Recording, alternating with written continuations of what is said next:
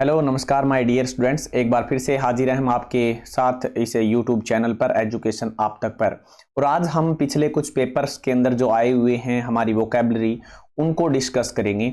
ये क्लास जो रहने वाली है वो वोकैब के ऊपर रहने वाली है और आगे आने वाले समय में वोकैब पर आएंगे, लेकिन वो सभी क्लासें आप ये ध्यान रखें कि अलग अलग पेपर में आए हुए क्वेश्चन की होंगी ताकि आपको वोकैब ज़्यादा पढ़नी न पड़े। इस उद्देश्य से मैं आपके लिए ये चीज़ें करने जा रहा हूँ। तो आपको डेली 30 से 35 जो आपके वर्ड मीनिंग हैं उन पर आपकी पकड़ बनेगी अगर आप अच्छी तरह से इन चीज़ों को देखोगे तो चलिए आज की वीडियो की शुरुआत करते हैं। और साथ में ये ध्यान रखें कि कुछ एक वर्ड मीनिंग ऐसे होंगे जो हमने आपके जो द हिंदू टाइम्स या हम कह सकते हैं हिंदुस्तान टाइम्स जो भी हैं इस तरह के जो न्यूज़पेपर आते हैं उनमें से हमने ये उठाए हुए हैं। तो चलिए शुरुआत करते हैं आज की इस वीडियो की। और सबसे पहले जो हमारा वर्ड आता है वो है, ये पेपर में पूछा गया प्रश्न है कि बैफल का मीनिंग क्या होता है। देखो दोस्तों, अगर हम बात करें बैफल के मीनिंग के बारे में, ये जो मीनिंग है बैफल, जिसका अर्थ क्या होता है, किसी चीज को कंफ्यूज कर देना। यानी हम कह सकते हैं कि किसी को अगर हम कंफ्यूज करते हैं तो उसी को ही कहते हैं बैफल करना। यानी जैसे कहते हो ना यार, चकरा दिया उसने तो मेरा दिमाग घुमा दिया, यानी स्तंभ कर दिया। इस तरह की बातें अगर हम बोलते हैं तो वो बैफल का मीनिंग होता है। आप कई बार बोलते होंगे यार उसने कंफ्यूज कर दिया, मेरा दिमाग चकरा दिया उसने, तो ऐसी बात कह दी। तो वो कहने का मतलब आप ऐसे भी कह सकते हो यार उसने तो मुझे बैफल कर दिया। ठीक है, ये क्या है, एक वर्ब के तौर पर यूज हुआ है यहाँ पर।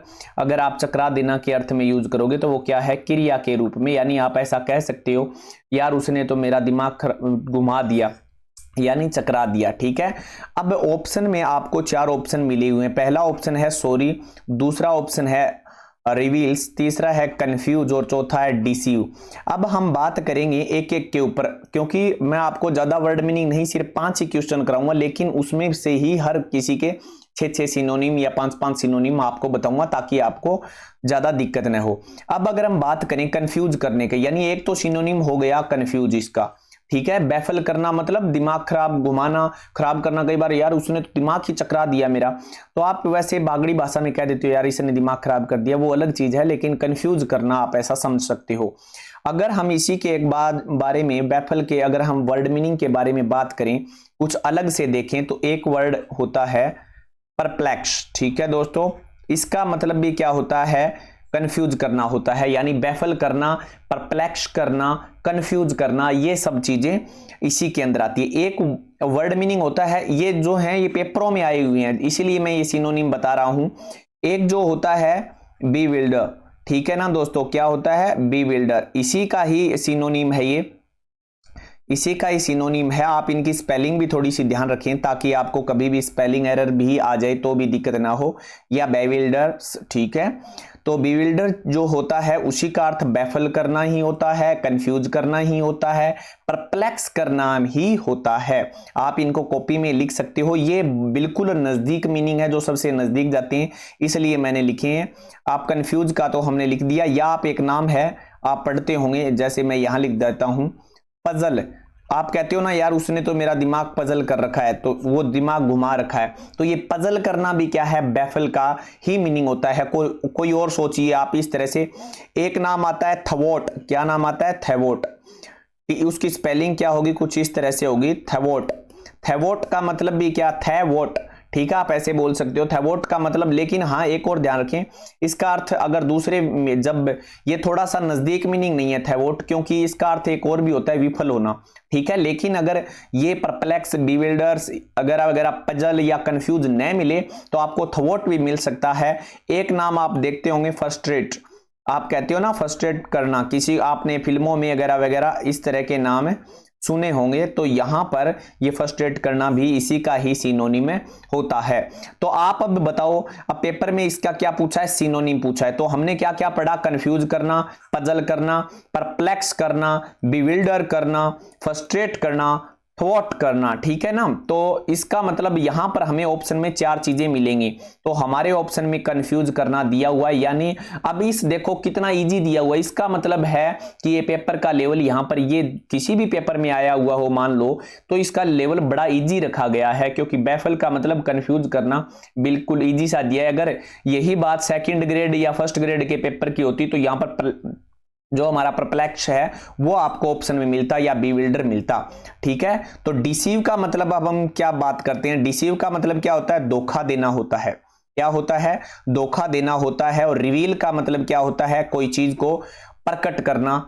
ठीक है ना। और सॉरी का मतलब आप सभी जानते हैं। तो आशा करता हूं ये चीज आपको पहला क्वेश्चन जो हमारा था, जो हमारा पहला पर्सन था बैफल का, बैफल का मतलब आपने क्या पढ़ा, चकित कर देना या कंफ्यूज कर देना, हम कह सकते हैं चकरा देना, मात देना भी होता है इसका। तो ये बात आप थोड़ा सा ध्यान रखें, मात देना। और ये मात देना बैफल का मतलब होता है, तो यहां पर ये मात देना के अर्थ में ही आ गया थवोट। ठीक है ना, यानी विफल कर देना, किसी को हरा देना, यही बात है।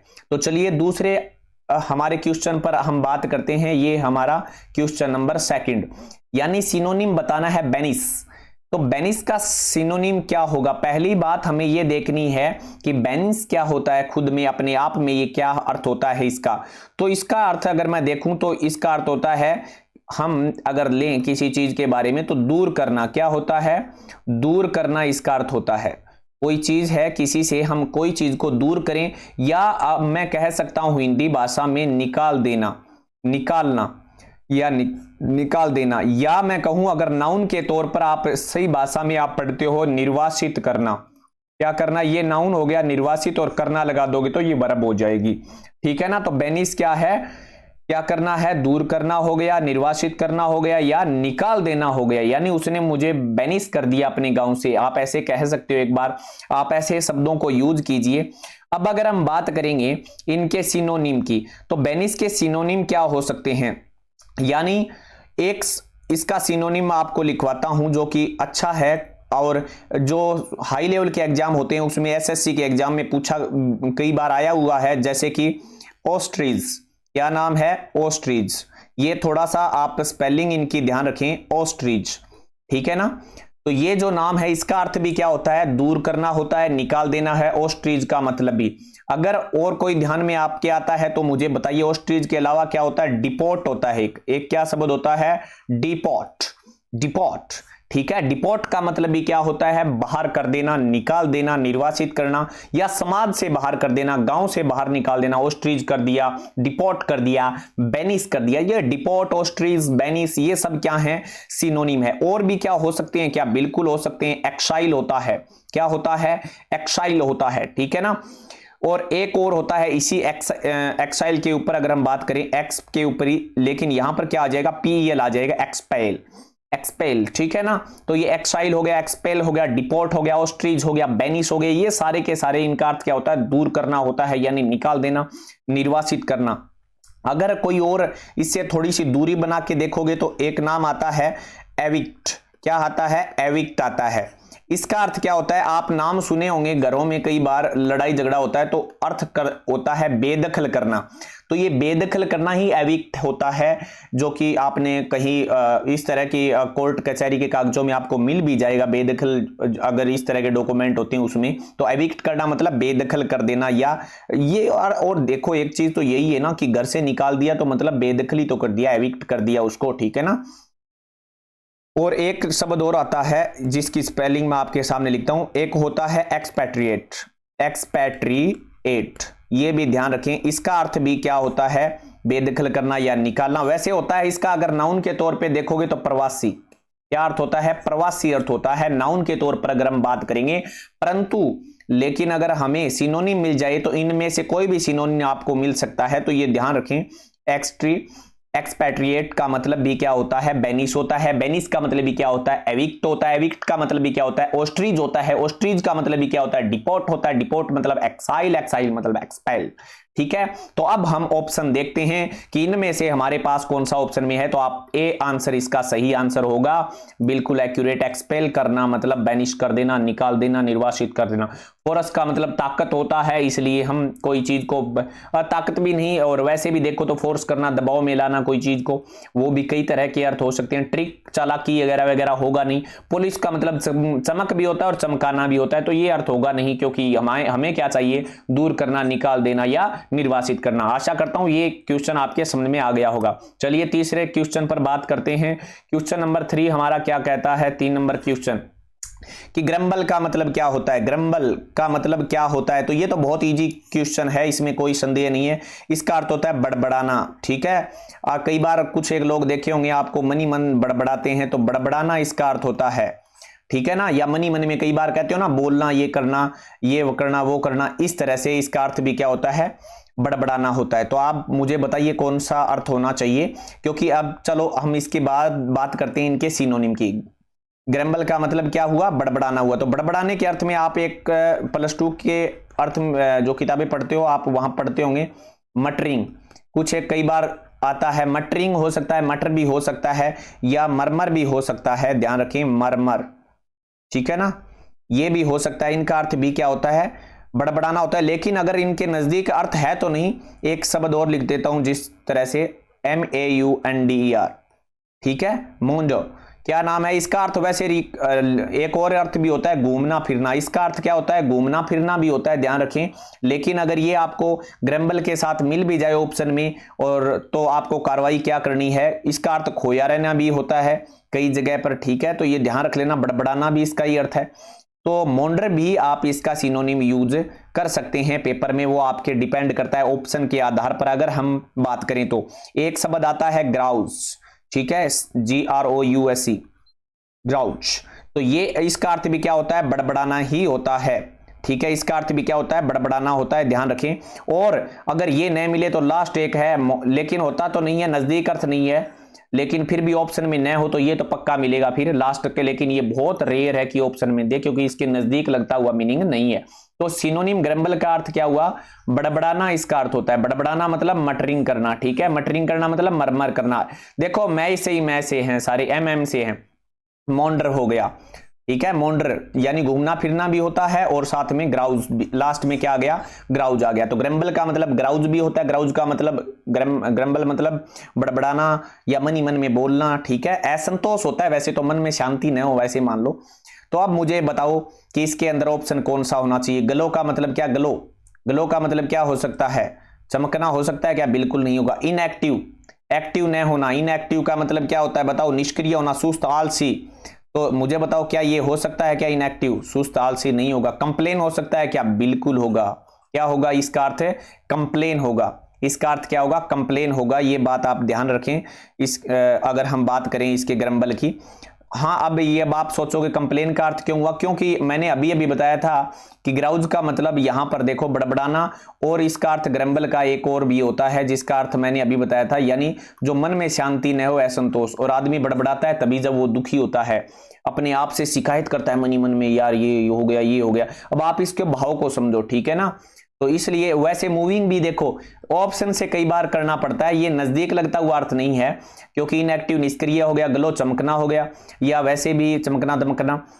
और मूविंग का मतलब आप समझते हो इधर उधर चलना फिरना, तो ये ऐसा अर्थ है, इसके नजदीक लगता है नहीं, क्योंकि मैंने इसका भी बताया था। मॉन्डर का मतलब भी तो मॉन्डर का दिया नहीं।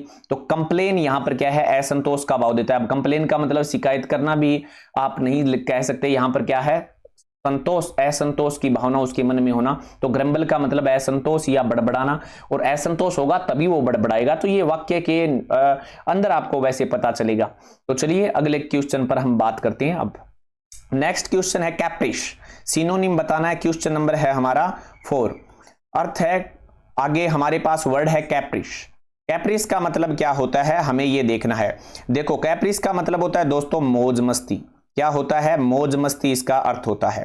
कैप्रिस का मतलब होता है मौज मस्ती करना, ठीक है। तो अब आप मौज मस्ती कर रहे होंगे छुट्टियों में, ये भी मुझे ऐसा लगता है।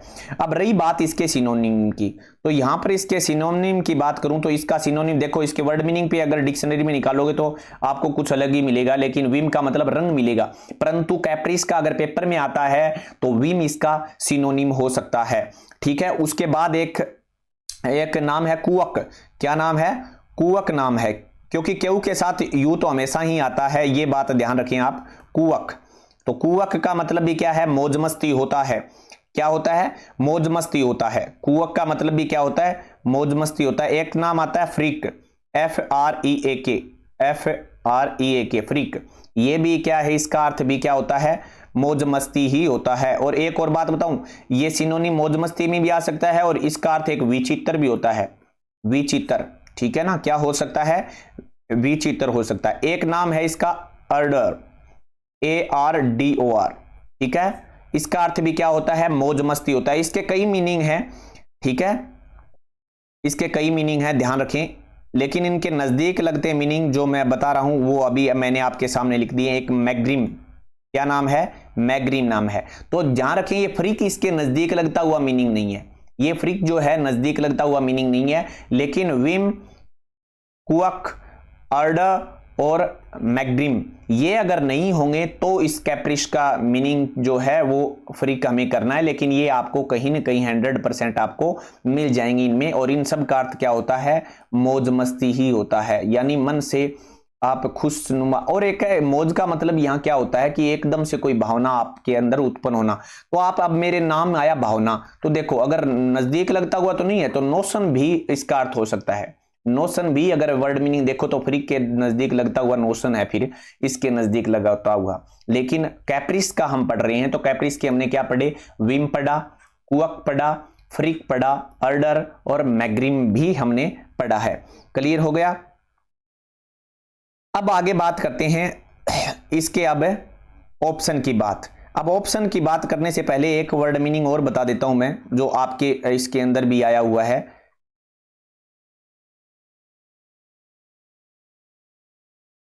वैग्रेंसी। तो वैग्रेंसी का मतलब भी मौज मस्ती ही होता है, ठीक है, वैग्रेंसी का मतलब भी मौज मस्ती होता है, क्योंकि ये ऑप्शन में दे रखा है और मैंने यहां लिखा नहीं था, मैंने अलग अलग लिख दिए, ठीक है। वैग्रेंसी का मतलब भी क्या होता है, मौज मस्ती होता है। तो अब आप हमारे साथ क्या है, ये ऑप्शन हमारे पास मिला हुआ है। तो अब रही बात इनकी, एक आगे नाम दे रखा है सेक्लूड। सेक्लूड का मतलब क्या होता है, आप जानते हैं क्या, सेक्लूड का मतलब, सेक्लूड इसका मतलब होता है दोस्तों आप अकेलेपन में रहते हो, एकांत में रहते हो, ठीक है ना।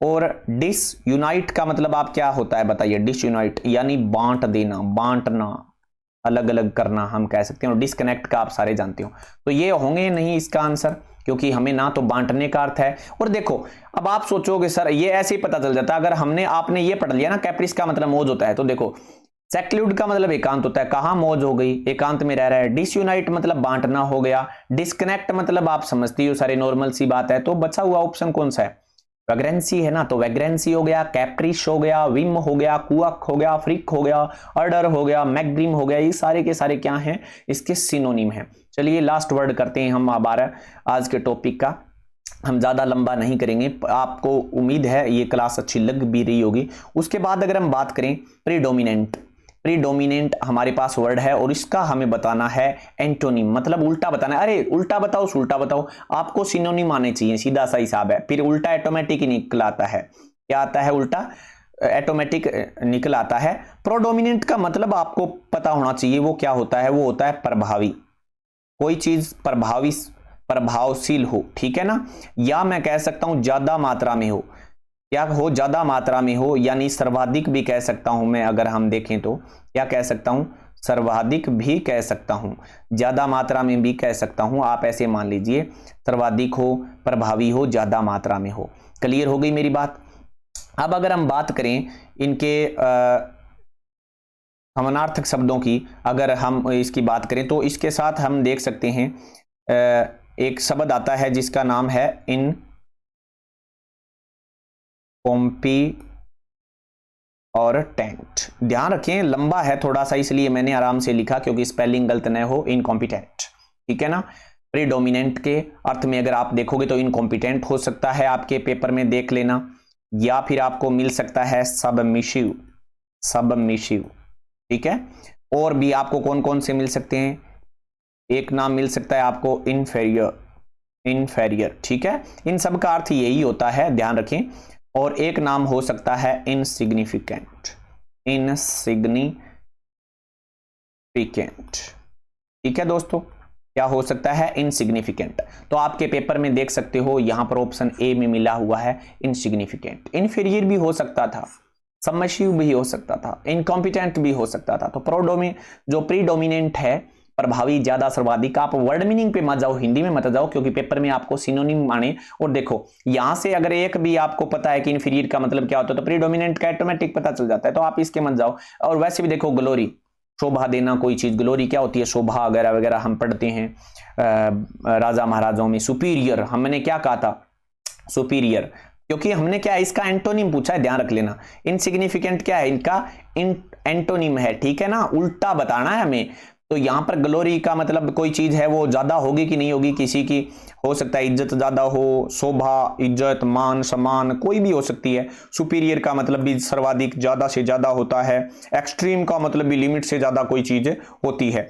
तो ये सब चीजें ज्यादा हैं, तो फिर क्या होना चाहिए, यहां पर कम की बातें आनी चाहिए। तो इनसिग्निफिकेंट का मतलब भी क्या होता है, तुच्छ होता है, ऐसे मान लो, थोड़ा कम, यानी मैं कह सकता हूं कम होना कोई चीज। तो इन सब का मतलब भी अब आप क्या समझ सकते हो, कम समझ सकते हो, ठीक है ना, क्योंकि मैंने एंटोनिम के रिलेटेड आपको इनके सिनोनिम बता दिए, इनके उल्टे सिनोनिम बता दिए। इनकॉम्पिटेंट हो गया, सबमिसिव हो गया, इंफीरियर हो गया, इनसिग्निफिकेंट हो गया, ठीक है दोस्तों। तो आशा करता हूं आपको आज की ये क्लास अच्छी लगी होगी, और कैसी लगी आप मुझे कमेंट बॉक्स में जरूर बताएं। चैनल को सब्सक्राइब कर लें, क्योंकि हम आने वाले समय में अब इसी तरह से आपको मैं लगभग 10,000 से 15,000 वर्ड करवाऊंगा। लेकिन आप ये मत सोचें कि याद नहीं होंगे, ये बहम निकाल दें, क्योंकि आपको आज ही आपको पता नहीं चला होगा, लगभग 30-40 वर्ड मीनिंग आपने पढ़ लिए हैं, और यहां से घुमा फिरा के देते हैं, क्योंकि पेपर में आए हुए पढ़ोगे तो ज्यादा अच्छा रहेगा बजाय किताबों के पढ़ने के। धन्यवाद, आपको फिर मिलता हूं एक नई क्लास के साथ। Thank you, have a nice day.